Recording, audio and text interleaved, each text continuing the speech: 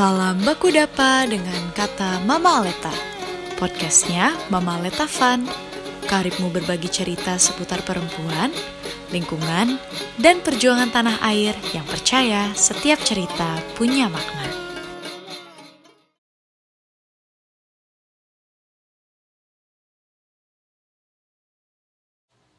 Halo sahabat kata Mama Aleta, malam ini kita masih di Kupang dan masih mendiskusikan tentang bagaimana mendukung kepemimpinan perempuan.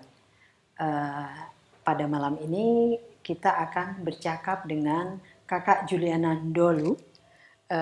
Beliau ini adalah dosen di Universitas Nusa Cendana, tapi dia juga pendiri pendiri Mama Aleta Fun maksud saya. Tapi beliau ini juga aktivis NGO, peneliti gitu ya, yang juga menekuni, dan dia secara khusus juga sedang meneliti isu perempuan ya. Nah, kita akan bercakap tentang bagaimana mendukung kepemimpinan perempuan. Jadi dalam pengalaman Kakak Juli itu apa sebenarnya tantangan yang dihadapi oleh perempuan untuk menjadi pemimpin di komunitas? Oke, baik, terima kasih Mbak Mai untuk diskusi kita hari ini. Saya ada dalam gerakan perempuan di NTT cukup lama ya, mulai dari tahun 90-an, akhir-akhir 90-an. Kalau menurut saya tantangan untuk mendorong kepemimpinan perempuan di NTT itu saya lihat dalam beberapa aspek. Yang pertama di individu perempuan sendiri ya, agensi, bagaimana kita mendorong agensi perempuan. Karena dukungan terhadap agensi perempuan itu juga harus datang dari lingkungan. Yang dimaksud agensi itu apa? Agensi itu kekuatan dari perempuan sendiri. Jadi misalnya kepercayaan diri perempuan gitu, dan kepercayaan diri perempuan itu akan keluar kalau perempuan diberikan akses informasi, misalnya untuk memperkuat pengetahuan perempuan gitu. Karena dalam praktek ya, saya misalnya cerita di konteks TTS, bagaimana teman-teman perempuan misalnya mendorong perempuan menjadi kepala desa, dan itu bagi saya bukan hal yang mudah ya. Jadi perempuan kepala desa ini misalnya dia bercerita bahwa ketika ruang-ruang diberikan, dia mendapat akses untuk misalnya memperkuat kapasitasnya melalui pelatihan, diskusi, dia diberikan kepercayaan menjadi kader, itu ruang-ruang di mana dia berlatih.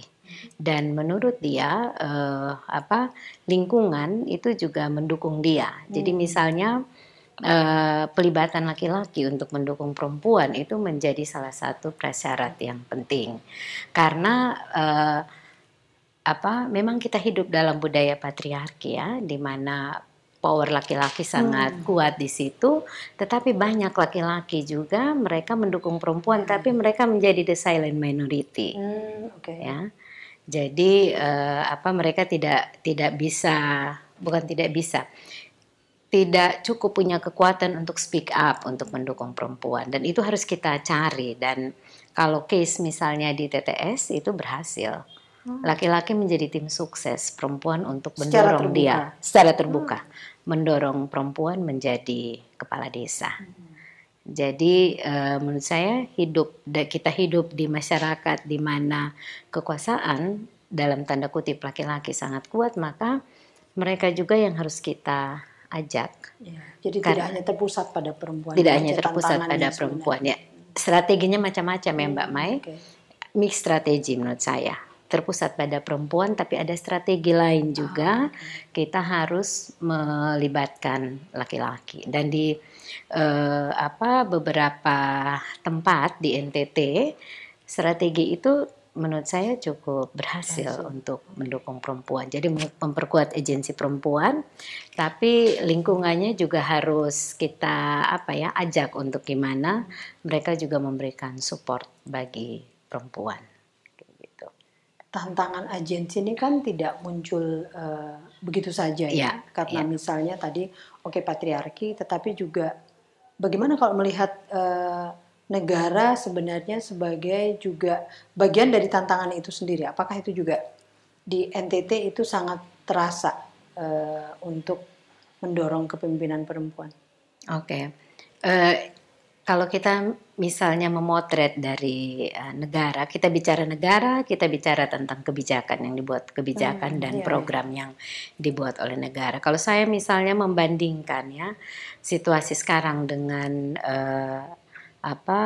beberapa dekade, 1-2 dekade yang lalu, menurut saya support negara sudah cukup. Memang masih ada kurangnya, tapi kebijakan-kebijakan yang dibuat oleh negara menurut saya juga itu membuka ruang untuk mendorong kepemimpinan perempuan. Saya ambil contoh misalnya dengan lahirnya Undang-Undang Desa, posisi DPD misalnya, itu kan ada kebijakan afirmasi untuk 30% perempuan. Itu menurut saya sebuah ruang yang diberikan juga oleh negara untuk ruang yang diberikan oleh negara untuk ada kesempatan ya bagi perempuan untuk masuk dalam posisi-posisi tersebut. Hanya memang kebijakan afirmasi itu harus diikuti dengan tindakan-tindakan yang lebih konkret untuk kita mempersiapkan perempuan agar ketika dia ada dalam posisi-posisi pengambil keputusan, dia sudah cukup siap di situ. Jadi kehadirannya itu bukan hanya untuk memenuhi kuota 30%, tetapi partisipasi, kehadiran dia itu kehadiran yang bermakna. Dia betul-betul terlibat di situ karena lahir dari sebuah kesadaran kritis bahwa perempuan harus ada dalam posisi pemimpin untuk memperjuangkan nasib perempuan sendiri yang secara kelompok menjadi kelompok yang marginal ya dalam kita punya masyarakat. Tapi ini juga perkembangan berkaitan dengan regulasi yang mendukung ini sepertinya juga banyak PR berkaitan dengan regulasi lama yang tapi juga belum diperbaiki dan kelompok perempuan masih struggling ya berkaitan sama itu, misalnya undang-undang perkawinan misalnya yang meletakkan laki-laki sebagai kepala keluarga ya. Laki-laki sebagai kepala keluarga dan perempuan sebagai ibu rumah tangga ya, dan itu punya implikasi. Kalau saya menarik itu dalam konteks NTT itu sangat berpengaruh. Dan kalau kita misalnya mengkaitkan itu dengan struktur sosial juga dalam masyarakat kita ya. Jadi secara sosial itu ada, kemudian negara mengukuhkan itu lewat aturan. Keluarga terkecil gitu. Kemudian itu sangat rentan dengan posisi perempuan. Saya ambil contoh gini, Mbak. Kalau kita dalam konteks NTT ya, perkawinan orang NTT itu perkawinan antara 2 keluarga besar, bukan hanya oleh perempuan dan laki-laki. Kemudian dalam beberapa adat tertentu dalam perkawinan kita, belis misalnya, belis itu di satu sisi orang bicara bahwa itu adalah penghargaan terhadap perempuan, tapi di sisi lain itu juga alat penindasan. Belis itu bukan, dia beda dengan mas kawin, tapi sejumlah barang atau uang yang harus diberikan pada saat oleh keluarga laki-laki kepada keluarga perempuan. Kalau saya baca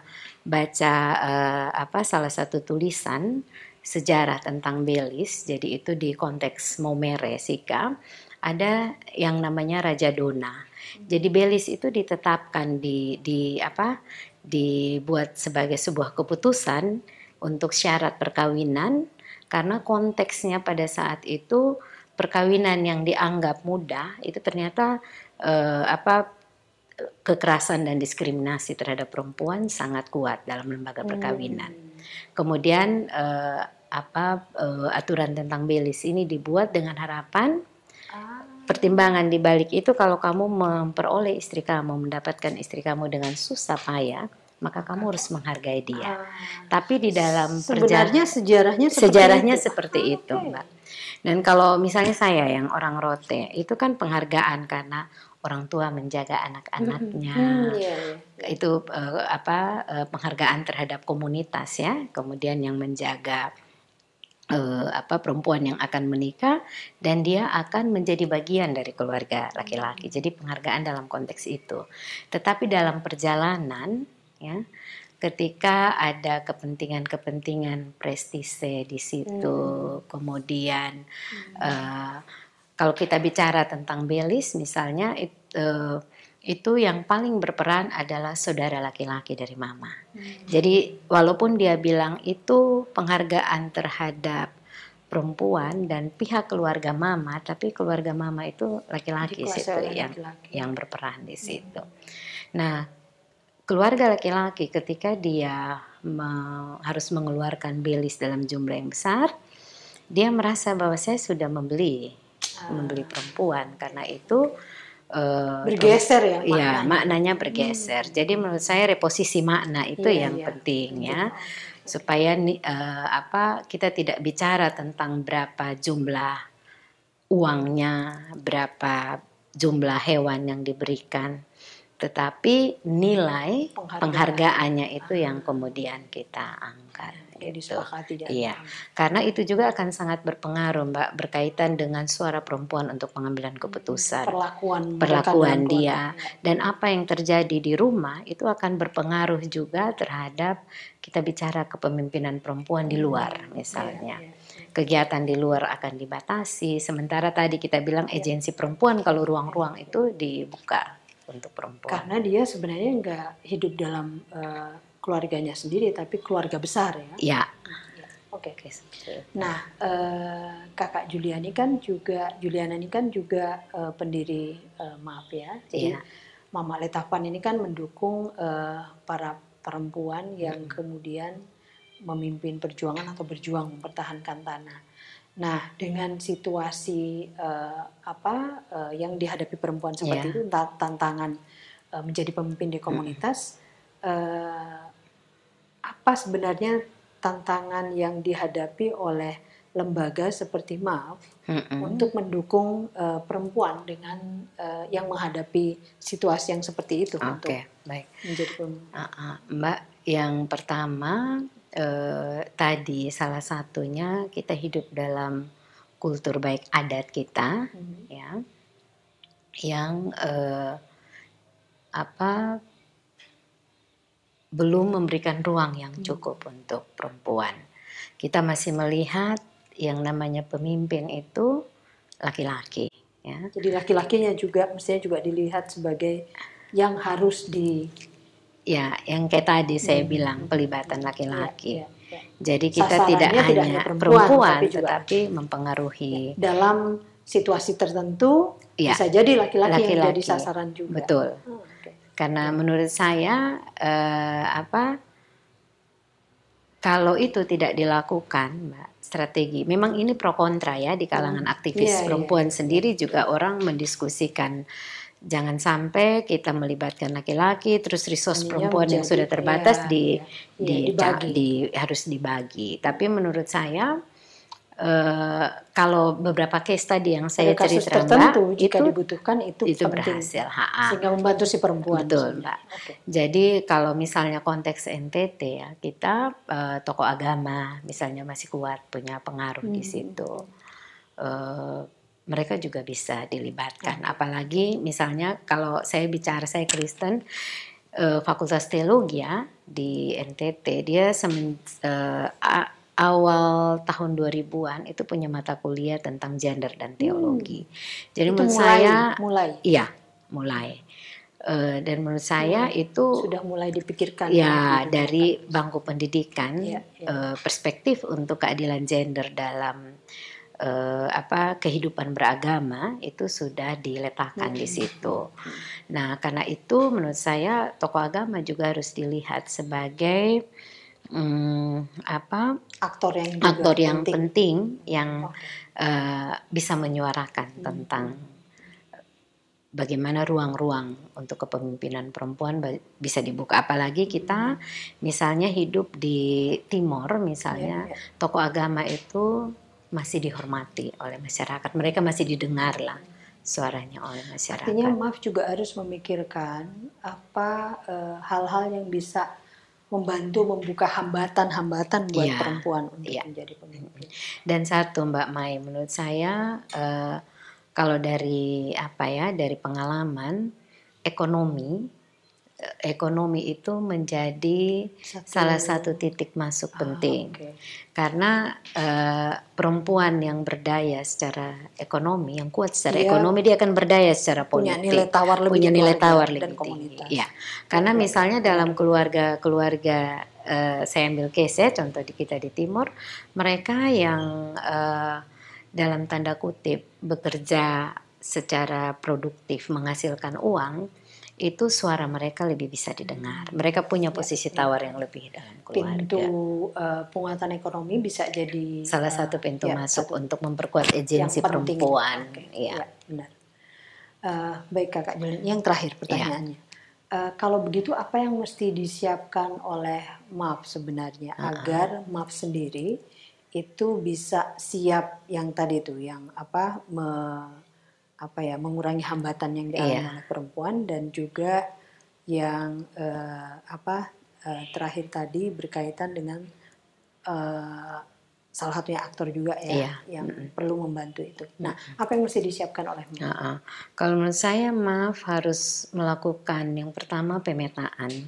Pemetaan itu kita tidak hanya melakukan pemetaan tentang hambatan, tapi praktik-praktik baik yang pernah dilakukan. Terutama misalnya kalau sebagai contoh juga sebagai contoh praktik baik, karena menurut saya kita penting belajar dari praktik-praktik baik yang pernah ada. Jadi pemetaan kita tidak hanya bicara tentang hambatan, itu penting karena itu juga menjadi dasar, tetapi memetakan praktik-praktik baik yang kemudian itu bisa menjadi bahan pembelajaran bagi MAF untuk gimana kita membangun strategi ke depan yang lebih baik untuk mendorong kepemimpinan perempuan. Terima kasih Kak Juliana tentang pikiran-pikiran penting. Saya rasa bagaimana kita penting mendukung kepemimpinan perempuan. Sahabat Kata Mama Aleta, itu saja perbincangan kita kali ini, dan semoga kita membawa pulang hal-hal baik yang kita perbincangkan, bahwa untuk mendukung perempuan itu tidak hanya bergantung pada agensi perempuan, tetapi juga kita di sekelilingnya, baik laki-laki dan perempuan juga menjadi agensi yang untuk membantu hambatan-hambatan perempuan, membantu mengurangi atau menghilangkan hambatan-hambatan perempuan untuk menjadi pemimpin. Sampai bertemu di Kata Mama Aleta episode berikutnya.